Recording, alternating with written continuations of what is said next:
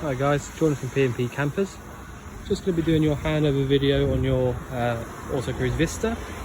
So, if we look under the bonnet to start with, got the engine battery on the left hand side here, the brake fluid here attached to the servo down the back, power steering fluid sits in this reservoir just here. You check your oil from here, but you also fill up your oil from here as well by undoing the cap. Alright, obviously that's all had a service and it's all been done anyway, but that's where you go for that. Engine coolant here in the reservoir in the overflow, and your air filter and washer fluid on the right hand side. So I didn't mean to say overflow, I meant to say expansion. Expansion tank there for your coolant. So that's where that goes. The diesel filler cap is here, and you open it up by doing that. I'll just use both my hands there. Ignition key for the diesel filler cap, hold it still, turn the key inside the actual lock 90 degrees, and then this will come out like so. Now put it away just like that. I'll just go around the driver's side actually. I'll show you a few bits in the cab. So at some point in its life, the van has had the rev counter on the right hand side rerouted to this one here, which is really easy to see when you are driving. Everything else is totally as it should be and working, but it just happens that that one has been rerouted there, which actually I found, if anything, easier because it was just directly in your eye line. But yeah, that's where that is. Your bonnet release is down here. Working stereo system there, obviously routed to the original speakers. Your sort of fan settings there on the right, temperature in the middle, and where the fan is pumping it to on the left. Your hazards, a bit close up, your hazards are there, and the light actually comes on the, see, like that, rather than on the actual dash. That's the same with all of those. But yeah, so to turn your actual lights on, it's just those two there. So dipped beam, main beam, and then this is your main beam sort of adjuster here, so it does it electronically, like that. So that's all there is really in the cab. You got the this lever here to pull the actual seat backwards and forwards, and then the backrest, or the back of the seat, sorry, is via this one. So that's the main part of the cab really. Next locker along, got your gas locker. So it's basically a really super simple way of using the gas in here, relevant to the time. You've got essentially just a regulator, a bottle top regulator they're called, on top of the bottle, and a pipe running to there. So you have got a little gauge on here as well, which tells you the pressure of the gas. You know, basically if it's in the green, then you got pressure. If it's not, you don't. So it's a new bottle. To turn it on, I've got it on already, but it's round to the left anti-clockwise, and to turn it off, it's round to the right clockwise. And if you remember to turn it all the way on like this when you do turn it on, then when you come to turning it off, you won't be able to turn it to the left, like, you know, so you'll only be able to turn it one way, which is off. But I'll leave it on because I've got a few bits on at the moment to show you. This next one here, this is your hot water boiler. So I've got the hot water on right now, and I can feel hot air coming out through the top of the vent, both sides. So that's one way of making sure that it's definitely on. And you've got this winter cover here, which you should not leave on if you are going to try and use your hot water. So it just basically goes on the bottom there and then pushes up over the top, but do not try and light it up with this on. One, it won't work, and two, if it does work, then you know you probably get a bit back pressure and you'll get a bit of a bang, so make sure you don't do that. Next one down here, this is your heating. So if you find that you sort of try to put your heating on and you're not sure if it's definitely on or not, again, put your hand down here and you'll feel heat coming out. This is your fresh water, where you fill up your fresh water. Push in and round to the left, take it out, push in and round to the right to lock it up. and then to actually lock it totally, pop the key in there, 90 degrees, and then it will just spin. Hookup point, so when you get to your campsite, that's where you pop your hookup in, and then that'll give you access to using your fridge on 240 and your plug sockets and things like that. Your step is manual, so you literally lift it up and push in, and then same again to pull it out. This big locker back here is obviously great for storage, but you've got your spare wheel, which actually does, you need to take these little nuts off here, and your leisure battery sits underneath here, so it's nice and easy to get to. And this big sort of ratchet type thing is for your steadies at the back. So if you got to the campsite and you wanted to use these steadies wherever they are here, then you basically unwind this big nut on the left and it'll wind them down until your van gets nice and steadied up. Finally, the fridge vents on the outside. So I've got the fridge on right now, so you can feel the hot air coming out from the top right hand side, and again it's the same kind of thing. You can definitely tell that that's on by putting your hand up there, feeling for the hot air. And then you've got your waste drain on the near side at the back, which you literally, if you find that you leave it in here and just turn it where it is, then you'll find that it won't drain out, it won't come out at all because of the angle of the pipe. So if you drop it down and then open it up, even drop it out of the second one as well, like that. All right, so that'll be when you actually drain it out. Otherwise the angle of the pipe doesn't let the water come out, so make sure to do that. Make sure you know it's definitely all the way down like it is there, and then it will come out properly. So we go in the van now. If I just turn the, I'll show you how to do this in a minute, but I'll just switch off the water boiler for now because I can hear that it's got up to temperature. Right, so if I shut this door, because all the kids over in the park are being a bit noisy. Right, so we've got the bathroom here first of all on the right. So toilet, you have got this little vent here which is for your heating, so it will warm the bathroom up. I think a lot of people use that so you could sort of hang wet clothes up and stuff in here, and then you know they would start to dry off if you had the heating on as well, so you can do that. So your toilet, which actually I didn't show you on the outside, and I'll go out and show you that, just realised now. If you push down on here, your freshwater flush pumps the water around, not freshwater flush, sorry, your flush pumps the water around, and then you empty it out by turning it like that. If you find one day that you come to the toilet and you can't take the cassette out from the outside, which I'll show you in a sec, then you'll find that you haven't closed up that flap fully. So if you come back in here and turn it as far as you can to the closed position, then you go back outside and give it another go, and it should be fine. Toilet paper goes inside there. I don't want to get it too dirty because Rob's just cleaned it, but I'll bring it out and show you. So you've got no drain, well, you have got a drain, but there's no drain in the actual sink itself. Okay, now don't worry about that. What it means is that when you pour the water through like this, so I fill the water up as much as I want, hot water, turn it off. If I then want to drain it out, what you need to do is make sure this is out of the way, obviously, but lift this up slowly and the water will just run down the back, down to the drain hole. Okay, that's just how they work. They've got a drain at the back. Pull this out of the way, turn the, that was silly, turn that out of the way as well.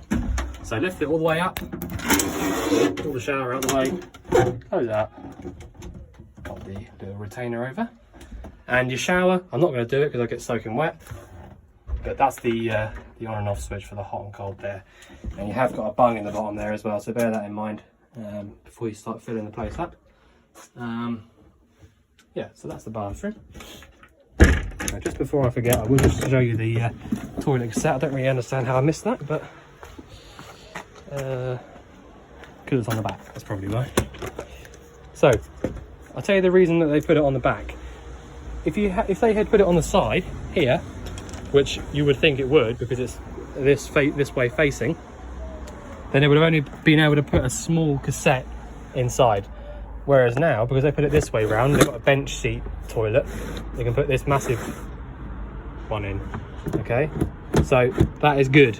So what you need to do when you come to draining it out, open this side so it's in line with the rest of the cassette, you know, facing forwards. This would have been lubricated as part of the hab check, so that opens up freely. And so once you've opened this up and taken the cap off and you start to empty it out, you need to hold that yellow button down, so it's an air pressure release valve, and then it'll come out a lot smoother. And then this is where you want to put your blue fluid in. Okay, because it's a bigger one, probably 2 capfuls of the blue fluid, and that'll break down everything inside the tank. And it really is important to use that as well. So popping it away, all the way in, and just to take it out, you need to push that down and pull out. Now you flush, I will have to fill it up with a bit of flush fluid, but that's where you fill it up, and that's your pink fluid. So you want to sort of mix it before, so you don't pour water in it and then the fluid, because you need to mix it up before you put it in, otherwise it won't mix. So mix it up before in a watering can, about 2 litres or so, 2 or 3 litres. Pour it in, and you'll see it going up on this little gauge here. It looks dirty, but that's just how they get it after time. And to drain it out, you can pull it out like this, and that will start to drain. Okay, there's not much in it, so that'll probably be the last of it there. So if I lift this up now, so it's horizontal, it'll start to run its way back down again because it's on a little U-bend. Pop it back in the hole at the top first, all the way in, and then slide that around. And if you do want to get it, you know, if you really want to empty it out fully, you can take this little cap off here as well. All right, so it works on a little U-bend, so that's that. Like I said, I will fill that up, so plenty in there. Right, I'll show you around the inside properly now. So the first thing, you've got the big sort of cupboard here. You got your standalone table in here, so that doesn't hook onto anything. It's just, well, like it says, standalone table, so it will literally sit in the middle there, like so, basically. Paperwork and bits and pieces like books for all of the appliances are in there. Although they are nice and straightforward, if I'm honest. Right, I'll show you. So the ignition for all 4 hob rings, the grill and the oven, is here. All right, and that will only work when you've got the let's have a look, hold on. Where are we? Should only work when you, so up here, I'll show you this first anyway. Look, so charger supply, so that only works when you've got your hookup cable plugged in. All right, and all of these are in the up position. This will glow up, and that means that your battery is being charged, your leisure battery that is.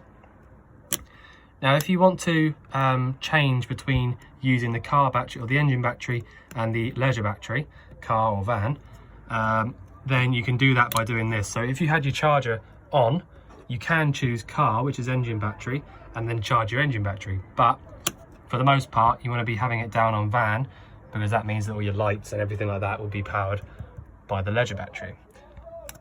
You want to have this pump down onto internal, because that makes sure that your pump is pumping out through the taps on the inside.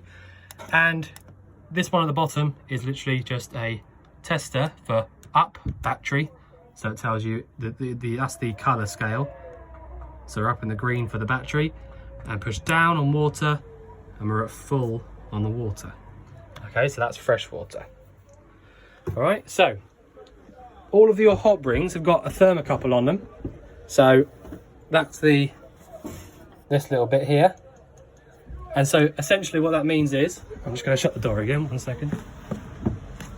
What the thermocouple means is, if you had it lit up and somehow the wind or someone blew it out, it wouldn't let any more gas come through. Okay, it would stop it in its track basically. And if you found that it did stay on, it'll only stay on for a couple of seconds. All right, and if I just run my hands around there, no, there's no ignition. Okay, that's confusing because there's an igniter button here, but there isn't actually any igniters on the hobs. So let me just make sure of that. Yeah, there's no ignition on the hobs unless the button's sticky. We'll work that out anyway. But this should be the button for your ignitions anyway. But anyway, you've got a diagram for each sort of hob ring, grill, oven. It tells you which one is which. So obviously that one's top left, this one's bottom left, grill, and so on. All you need to do is just like at home, any other appliance, push in and round to let the gas through.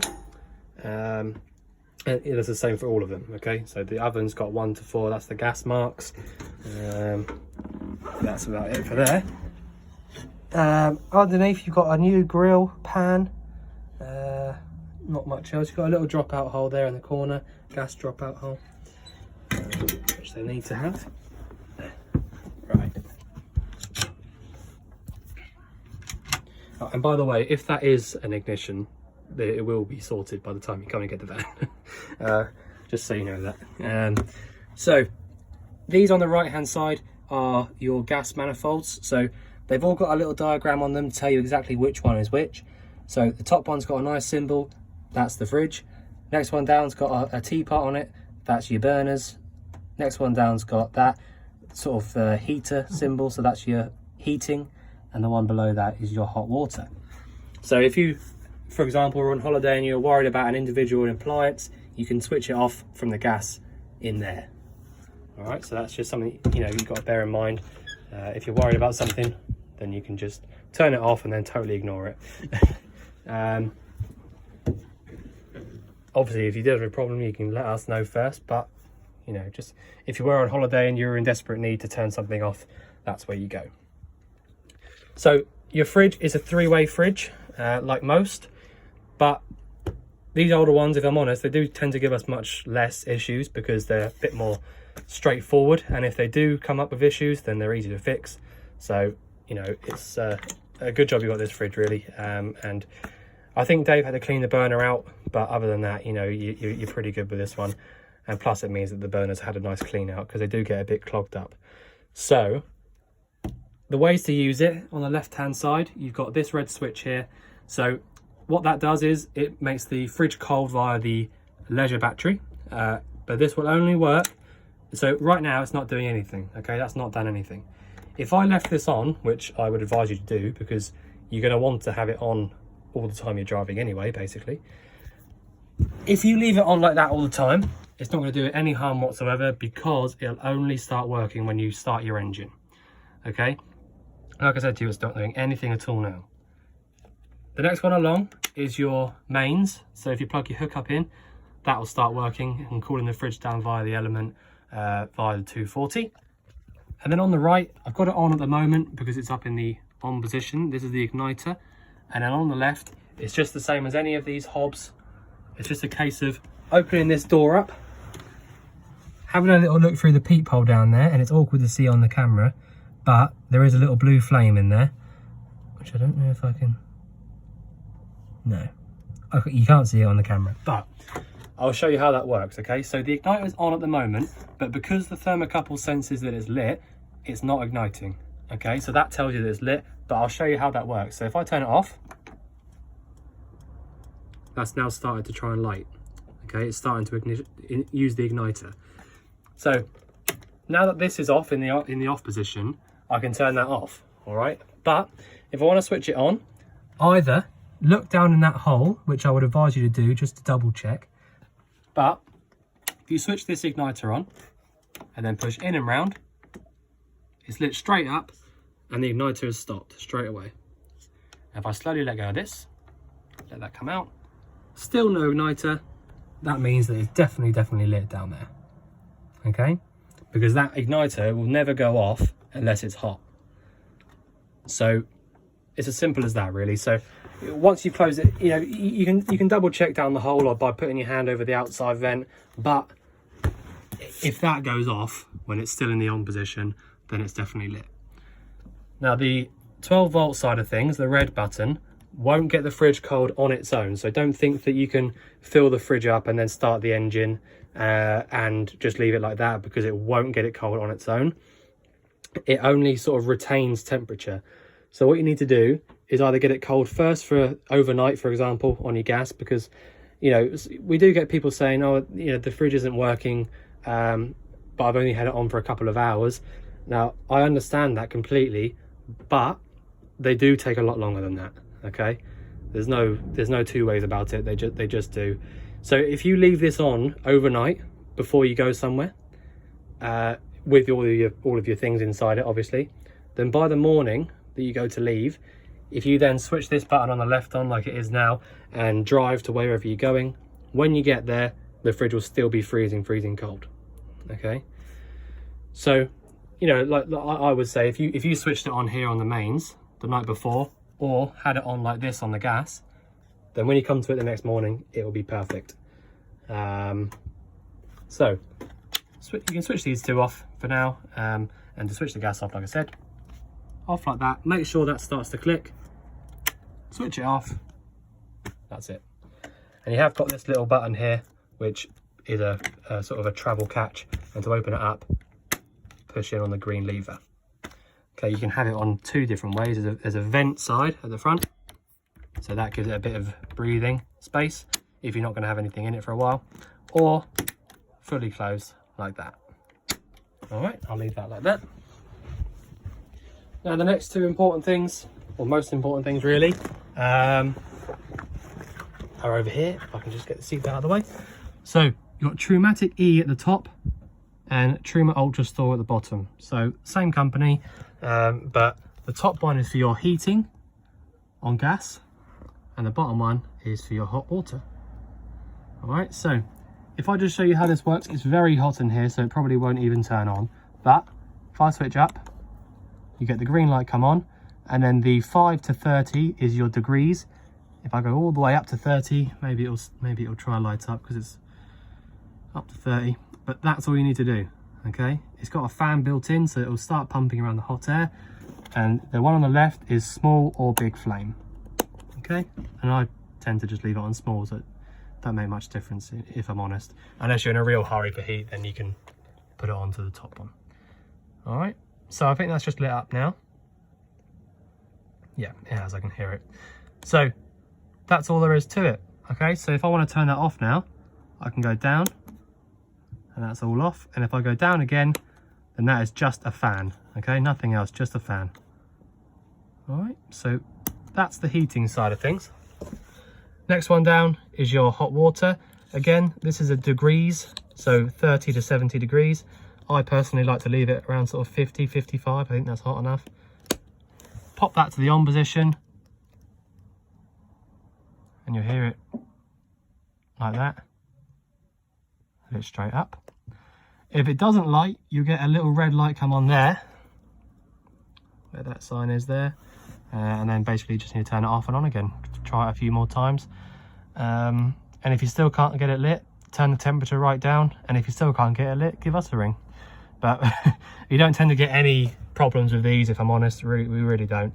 And it does give you a little reminder down there, remove cowl cover before you use, which, like I said, is very important. So turning that off, down to the off position, light goes out, and that's all good. So let's have a look if there's anything under here just before we I'm just going to pop it down for a sec whilst I pull the bed out. Right, it's awkward to do things with one hand. What we got under here, I think, is just your boiler. 1 second. There you go. So under here is your boiler, and also your fresh drain is there as well. Okay, so if you turn that lever there, it will start draining out all of your fresh water. And the yellow lever over there, which is currently laying flat, is your boiler drain. Now if you lifted that up so it was facing upright, it would start draining your boiler out. Okay, and it needs to be left in that position if you want to be able to use it.